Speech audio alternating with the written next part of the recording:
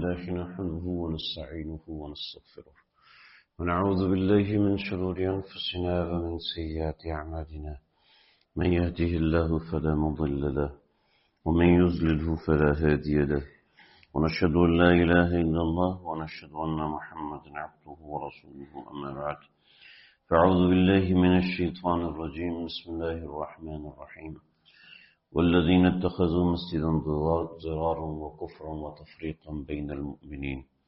وإرصادا لمن حارب الله ورسوله من قبل ولا يحلفن إن أردنا إلا الحسنى والله يشهد إنهم لكاذبون. نبی علیہ الصلوۃ والسلام غزوہ تبوک سے واپس تشریف لا رہے تھے. اس سے پہلے ایک چھوٹا سا واقعہ پیش آیا. اس واقعے کا پس منظر کچھ تھوڑا سا طویل ہے. مختصر یہ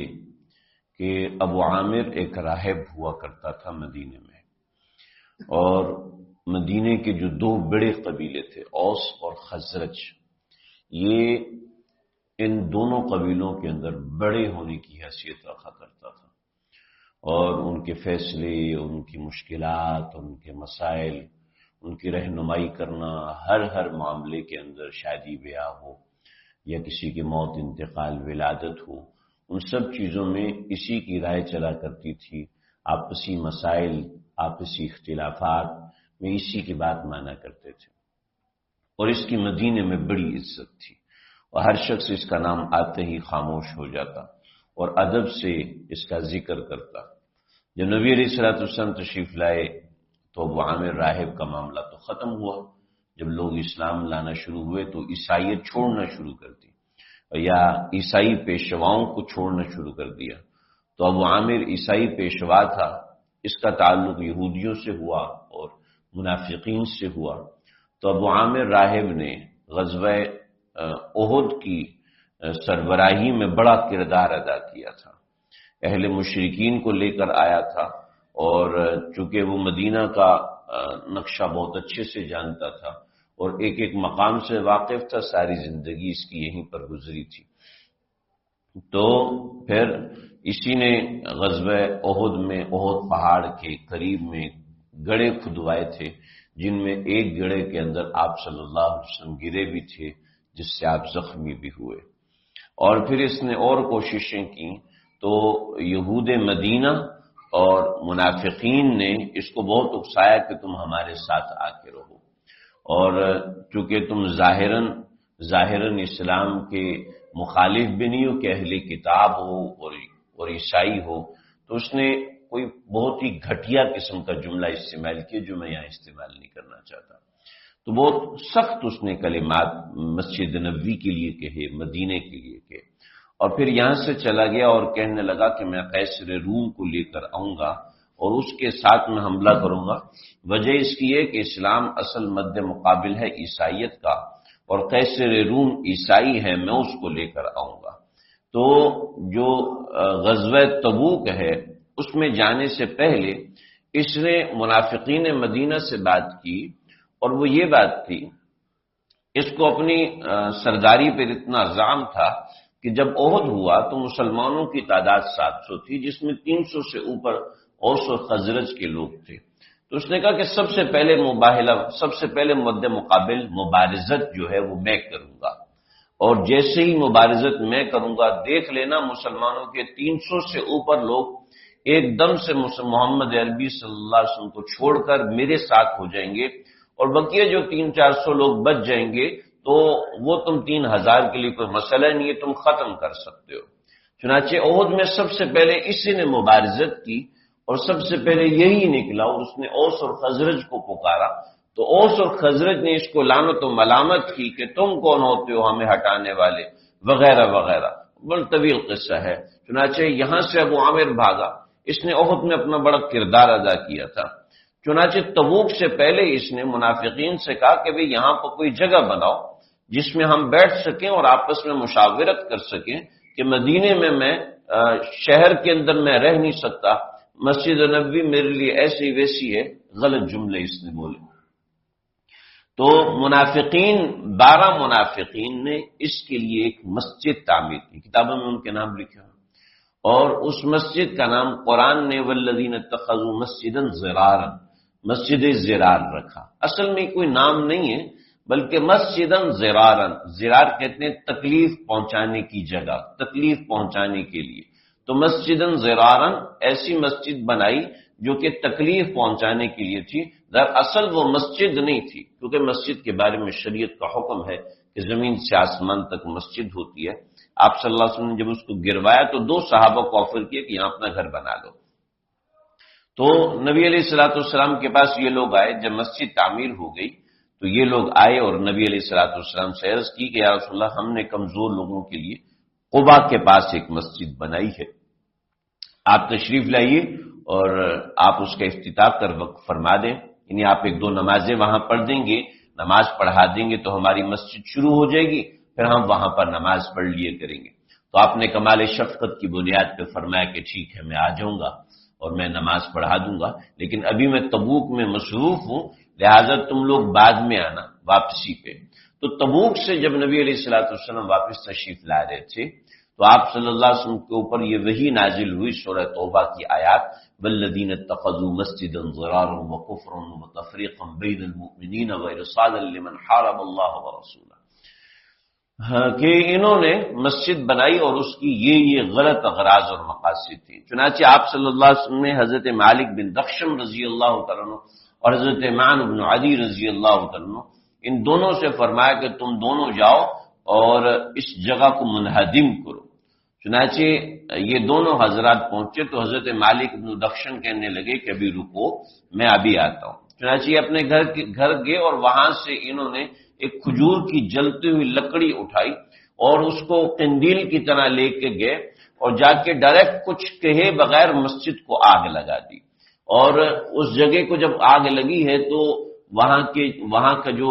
امام تھا مجمع بن حارث، جو اس مسجد کا امام مقرر کیا تھا، وہ سب سے پہلے بھاگا، اور اس کے بعد زید بن جابر اور یہ دوسرے لوگ یہ ڈٹ گئے کہ ہم نہیں جائیں گے، ہم نے یہ مسجد بنائی ہے، ہم یہیں پر رکیں گے۔ لیکن جب آگ زیادہ بڑی، اس کی کمر پہ اس کی تپش پہنچی تو وہ بھی بھاگا۔ آخر کار سارے کے سارے منافق بھاگے، اور پھر جب چونکہ مسجد جیسے ہماری پکی مسجد ہے ایسے نہیں ہوتی تھی، بلکہ وہاں لکڑی کے ستون سے بنائے جاتے تھے اور اس کے اوپر کھجور کی خشک چھال ڈالی جاتی تھی، تو ظاہری بات ہے اس کے ایک سرے کو آگ لگے گی تو آگ بھڑکے گی، چنانچہ آگ بھڑکی تو ساری چھت جلی، جس سے دیواروں پر اثر آیا اور اس کے جو ستون لکڑی کے تھے وہ بھی سب جلے، اور جل کے راکھ ہوئی تو بقیہ دیواریں بچی۔ تو حضرت مالک بن دخشن اور حضرت معن بن عدی، ان دونوں نے ان دیواروں کو بھی گرایا، اس کو پورا منہدم کیا، اور اس سے متصل منافقین کے جتنے مکانات تھے ان مکانات کو بھی انہوں نے گرایا کہ جس سے اس کی جڑ بھی باقی نہ رہے۔ ابھی کچھ تصویریں ملتی ہیں اس مقام کی، لیکن ظاہری بات ہے یہ ابھی کوئی سند سے ثابت نہیں ہے، اس لیے کہ آپ صلی اللہ علیہ وسلم نے حضرت معن بن عدی سے فرمایا تھا کہ اس جگہ پر تم اپنا گھر بنا لو، تو انہوں نے کہا نہیں یا رسول اللہ، میرے پاس تو اپنا گھر موجود ہے، لہذا مجھے یہاں پر گھر کی ضرورت نہیں ہے، اور اس جگہ پر عذاب نازل ہو چکا ہے، منافقین کی ریشہ دوانیاں بن چکی ہیں، لہذا مجھے مناسب نہیں لگتا کہ میں بناؤں، آپ فلاں صحابی جو ضرورت مند ہیں ان کو یہ زمین دے دیجئے۔ چنانچہ انہوں نے اس کے اوپر اپنا گھر بنایا اور وہ یہیں پر رہنے لگے۔ تو بہرحال یہ ایک جگہ تھی جہاں پر منافقین نے اکٹھا ہونا تھا۔ نبی علیہ الصلوۃ والسلام سے دیگر کئی صحابہ نے یہ اسید بن حضیر نے آ کے آپ کے سامنے بیٹھے، یا رسول اللہ انہوں نے آپ کے اوپر رات کے وقت حملہ کیا، انہوں نے ایک جگہ بنائی، تو کہ آپ ان کو ختم کیوں نہیں کرتے؟ تو فرمایا کہ مجھے کیا تم یہ بتاؤ کہ کیا یہ لوگ کلمہ شہادت نہیں پڑھتے؟ جی پڑھتے ہیں۔ فرمایا کہ اس وجہ سے مجھے حکم نہیں دیا گیا ان کو مارنے کا، ورنہ میں ان کو ختم کرتا، وغیرہ وغیرہ۔ تو نبی علیہ الصلوۃ والسلام جب واپس پہنچے تو بہت سے حضرات نے یہاں پر لکھا ہے کہ جب آپ علیہ الصلوۃ والسلام واپس تشریف لائے تو مدینے میں بنو نجار کی بچیوں نے وہ کلمات پڑھے، طلع البدر علینا من ثنیات الوداع وجب الشکر علینا ما دعا للہ وداع۔ یہ ابن القیم رحمۃ اللہ علیہ نے لکھا ہے کہ اس کا اصل مقام یہ ہے بعض حضرات کو شبہ ہوا اور وہاں ہوا کہ جب آپ مکہ سے مدینہ تشریف لائے تو اس وقت یہ کلمات پڑھے گے، حالانکہ اصل مقام یہ ہے جب یہ کلمات پڑھے گے۔ یہ ابن القیم رحمۃ اللہ علیہ کا کہنا ہے۔ ساری امت اس بات پہ متفق ہے کہ یہ اشعار ہجرت مدینہ کے وقت پڑھے گئے تھے، ہو سکتا ہے اس وقت بھی کسی نے پڑھ دیے ہوں۔ ابن القیم رحمۃ اللہ علیہ کی بہت سی باتیں ایسی ہیں جو امت سے مختلف ہیں، ان میں یہ بات بھی۔ ابن القیم تو یہ بھی کہتے ہیں کہ صبح 8 بجے جمعے کی اذان دے دو، کوئی مسئلے کی بات نہیں ہے۔ کہتے صبح 8 بجے یا چاشت کے وقت میں جمعے کی اذان دے دو، کوئی مسئلے کی بات نہیں۔ ایسے ابن القیم کے بہت سے مسائل امت سے مختلف ہیں، ان میں ایک یہ بھی ہے، بتا اس لیے دے رہا ہوں کہ بہت سے لوگ اس وجہ سے اس حوالے سے بہت سی باتیں کرتے ہیں، لوگ کہتے ہیں ہمیں تو پتہ ہی نہیں تھا۔ یہ تو غلط باتیں پتہ ہونا کون سا علم کی بات ہے؟ علم تو یہ ہوتا ہے کہ غلط اور صحیح کے اندر انسان فرق ہے۔ آپ علیہ الصلوۃ والسلام کی عادت مبارکہ تھی، جب بھی شہر واپس تشریف لاتے تو سب سے پہلے مسجد میں آتے۔ اب مسجد کے اندر جب آپ پہنچے ہیں تو بہت سے لوگ جمع ہو گئے، اور وہ ایک عجیب سا منظر تھا، ایک بڑا روح پرور بھی منظر تھا اور بڑا ہلا دینے والا منظر بھی تھا۔ وہ اس طریقے سے کہ قبیلہ بنی غفار کے 81 منافقین، مدینے کے اور بہت سے منافقین، عبداللہ بن ابی اور اس طریقے کے اور بھی لوگ، یہ سب لوگ آئے اور آپ صلی اللہ علیہ وسلم کے سامنے قسمیں کھا کے کہنے لگے کہ ہم تو بالکل تیار بیٹھے تھے اور ہمارا بڑا عذر ہے۔ یہ ایک ایسی چیز ہے کہ کسی نے کیا عذر، کسی نے کیا عذر، کسی نے کیا عذر کیا، وہ ایک طویل بحث ہے، لیکن خلاصہ جس کا یہ ہے کہ آپ نے سب کے اعذار کو قبول فرمایا۔ 10 لوگ ایسے تھے جو کہ مسلمانوں میں شامل تھے، سچے اور پکے صحابہ تھے، لیکن وہ بغیر کسی عذر کے اس غزوے میں شریک نہ ہو سکے، جن میں سے 7 لوگ ایسے تھے جنہوں نے اپنے آپ کو مسجد نبوی کے پلروں کے ساتھ باندھ دیا۔ آپ جب نماز سے فارغ ہوئے تو انہوں نے اپنے آپ کو باندھا ہوا تھا۔ حضرت ابو لبابہ رضی اللہ تعالیٰ عنہ، انہوں نے اپنے آپ کو باندھا ہوا تھا۔ یہ جیسے یہ ہماری مسجد کا دروازہ ہے، ایسے آپ علیہ الصلوۃ والسلام کے حجرے کا یہ دروازہ تھا، اور جیسے ہمارے سامنے یہ والا پلر ہے، تو ایسے ہی پہلا جو پلر ہے آپ کے گھر کے دروازے کے سامنے، اس کے اوپر اگر آج بھی دیکھیں گے تو اس پہ سنہری رنگ سے لکھا ہوا اسطوانہ ابو لبابہ، حاضی ہی اسطوانۃ ابی لبابہ، اس کے اوپر لکھا ہوا ہے، خط سلس میں لکھا ہے۔ عام جو اردو پڑھنے والے ان کو نہیں پڑھنا آتا، لیکن جو عربی پڑھنے والے ہیں آسانی سے پڑھ لیتے ہیں، یا حاضی اسطوانۃ ابی لبابہ۔ اس کے ساتھ والا اسطوانہ جیسے یہ حاضی اسطوانۃ عائشہ 119 اس کے اوپر لکھا ہے، تو یہ ان کی بڑی ہسٹری ہے۔ تو یہ جو اسطوانہ تھا، یہ جو پلر تھا، اس پلر کے اوپر حضرت ابو لبابہ نے اپنے آپ کو باندھا، اور دیگر بہت سے صحابہ نے، تقریباً 7 صحابہ نے اپنے آپ کو باندھا، اور یہ اعلان کیا کہ جب تک ہماری توبہ قبول نہیں ہوتی اس وقت تک ہم اپنے آپ کو اس سے نہیں کھولیں گے۔ چنانچہ نبی علیہ السلام نے فرمایا میرے پاس آ جاتے تو میں ان کے لیے دعا کرتا، اللہ ان کی توبہ قبول فرما لیتے، لیکن ابھی چونکہ یہ اللہ کا معاملہ ہے تو اب اللہ جانے اور یہ جانے، جب ان کی توبہ نازل ہوگی تب ہم دیکھیں گے۔ چنانچہ قرآن میں ان کی توبہ نازل ہوئی، وآخرون اعترفوا بذنوبهم خلطوا عملا صالحا وآخر سیئا عسى الله ان يتوب علیہم، تو اللہ رب العزت نے ان کی توبہ کو قبول فرمایا۔ بعض روایت میں جیسے میں نے پہلے بھی ذکر کیا، بنی قریظہ کے واقعے میں بھی ایسا واقعہ پیش آیا، اس میں اکیلے حضرت ابو لبابہ ہیں، اور یہ سورہ توبہ کے اندر آیات ہیں جس کے تحت مفسرین نے یہ واقعہ لکھا ہے۔ ہو سکتا ہے یہ واقعہ 2 مرتبہ ہوا ہو، یا ہو سکتا ہے یہ واقعہ اسی مرتبہ پیش آیا ہو، قریظہ کا واقعہ اس میں نہ پیش آیا ہو، مختلف روایات ہیں، مختلف باتیں ہیں۔ بہرحال آپ صلی اللہ علیہ وسلم نے ان 7 حضرات کی توبہ اس طریقے سے قبول فرمائی کہ ان کی توبہ کی قبولیت قرآن مجید میں نازل ہوئی، اور آپ صلی اللہ علیہ وسلم نے ان سے خوشی کا اظہار فرمایا کہ ان کی توبہ قبول ہوئی۔ لیکن ان کی توبہ قبول ہونے کے بعد ان کی غزوے میں نہ جانے کی بنیادی وجہ کیا تھی؟ وجہ یہ تھی کہ پھل پکا ہوا تھا اور پھل اترنے کو تیار تھا، پورے سال بلکہ کئی سالوں کی محنت تھی جس کا نچوڑ حاصل ہونا تھا۔ اب ان کو وہی مال جو انہوں نے کمایا، وہی مال اپنے گلے کی ہڈی لگنے لگا کہ اس مال کی وجہ سے ہم اتنی بڑی سعادت سے محروم ہو گئے، اس پیسے پہ ہمارا کیا حق ہے؟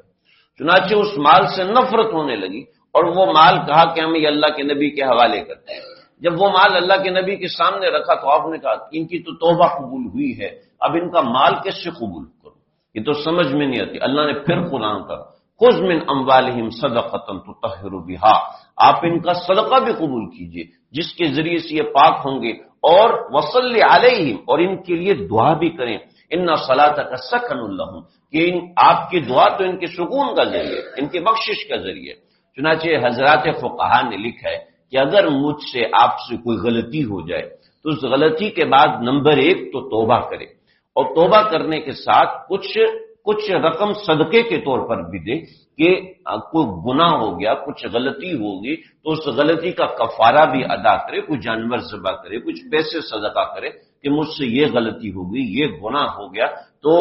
ایسا کرنا مستحب عمل ہے، جیسا کہ ان صحابہ نے کیا کہ اپنے گناہ کے اوپر شرمندگی ایسی تھی کہ اپنا مال صدقہ کیا۔ مال کا کیا ہے، آج ختم ہوگا کل اور آ جائے گا، زندگی ہے تو مال تو پیچھے آئے گا، ہاں جب مال کے پیچھے بھاگیں گے تو پھر وہ آگے آگے بھاگے گا۔ یہ انسان جب روزی اللہ پہ چھوڑتا ہے تو تب سمجھ میں آتا ہے، ورنہ 1000 تقریریں کر لیں، 1000 تقریریں سن لیں، سمجھ میں نہیں آتی ہے بات۔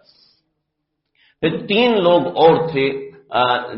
جو غزوے میں شریک نہیں ہوئے تھے، ایک حضرت کعب بن مالک، حضرت مرارہ بن ربیع اور حضرت ہلال بن امیہ۔ یہ 3 لوگ تھے۔ جب منافقین آ رہے تھے، یا رسول اللہ یہ مسئلہ تھا، میرا بچہ بیمار تھا، میرے گھر میں مسئلہ تھا، میں تیار نہیں تھا، میں ایسا نہیں تھا ویسا نہیں، اللہ کی قسم ایسے، اللہ نے ان کی قسموں کا قرآن مجید میں ذکر کیا کہ آپ کے سامنے قسمیں کھائیں گے، آپ کے سامنے بڑے بڑے دعوے کریں گے کہ ہم تیار تھے، لیکن اچانک یہ مسئلہ آ گیا جس کی وجہ سے ہم جا نہ سکے۔ لیکن حضرت کعب رضی اللہ عنہ حاضر ہوئے اور کہا کہ یا رسول اللہ میرا کوئی عذر نہیں تھا، میں اپنی کمی، اپنی کوتاہی، اپنے مال کی محبت کی وجہ سے شریک نہ ہو سکا، بس یہ کہا۔ آپ نے فرمایا کہ ٹھیک ہے، آپ نے فرمایا اس بندے نے سچ کہا۔ حضرت ہلال بن امیہ، حضرت مرارہ بن ربیع یہ بھی آئے اور انہوں نے بھی یہی کہا۔ حضرت ہلال بن امیہ، حضرت مرارہ بن ربیع دونوں بوڑھے تھے، حضرت کعب تو بڑی عمر کے تھے اور جوان آدمی تھے، یہ دونوں بڑی عمر کے تھے، ضعیف المزاج تھے، لیکن وہ بھی انہی آزار کی وجہ سے نہ جا سکے۔ ظاہری بات ہے انسان کے مزاج میں جب سستی ہوتی ہے تو کہنے کو بہانے بہت ہوتے ہیں۔ چنانچہ حضرت کعب فرماتے ہیں دنیا کا کوئی انسان ہوتا تو میں اس کے سامنے واقعتاً ایسا بہانہ رکھتا کہ وہ میرا عذر قبول کرتا، لیکن میں نے نبی علیہ الصلوۃ والسلام کے سامنے کوئی بہانہ نہیں رکھا، کوئی بہانہ نہیں رکھا۔ دیکھیے جو روایات میں حضرت کعب نے باتیں لکھی ہیں اور ایگزیکٹلی وہ باتیں ہیں جو ہم عام طور پہ بنا رہے ہوتے ہیں، اس وجہ سے نماز رہ گئی، اس وجہ سے فلاں گناہ ہو گیا، اس وجہ سے دل ہی نہیں مانا، سستی ہو گئی، یہ ہو گیا، یہ ہو گیا، یہ سب غفلت کی علامت ہوتی ہے جو ہمارے مزاجوں کا حصہ ہے۔ حضرت کعب نے فرمایا کہ میں نے اللہ کے نبی کے سامنے صرف اعتراف قصور کیا، اپنے آپ کے غلط حرکت کی ہم جتنی بھی تعویل کریں وہ تعویل بن جائے گی، کوئی مسئلہ ہی نہیں ہے، کوئی مسئلہ بھائی انسان ہوں نا، ہو جاتا ہے، میں انسان ہوں، کمزور ہوں، خطا کار ہوں، انسان کوئی بھی عذر کر سکتا ہے، لیکن اپنے قصور کا آنکھوں میں آنکھیں ڈال کے اعتراف کرنا یہ ہر ایک کے بس کی بات نہیں ہوتی۔ اس کے حوالے سے بڑی تفصیل ہے، بہت ساری باتیں ہیں، کچھ فقہی اشکالات ہیں جن اشکالات میں کئی زمانے تک رہا ہے، میں نے اپنے استادوں سے پوچھا تو باتیں سمجھ میں بڑی عجیب باتیں ہیں۔ ان 3 حضرات کی دوبل وعلی الثلاثۃ الذین خلفوا سے اللہ رب العزت نے ان کے واقعے کا ذکر قرآن مجید میں فرمایا ہے، 7 لوگ وہ اور 3 لوگ یہ 10 صحابہ کا ذکر خاص طور پر، یہ 3 صحابہ کا واقعہ انشاءاللہ آئندہ ذکر کروں گا۔ اللہ تعالیٰ مجھے آپ ہم سب کو سمجھنے کی، عمل کرنے کی توفیق عطا فرمائے۔ سنتے پڑھ لیجیے۔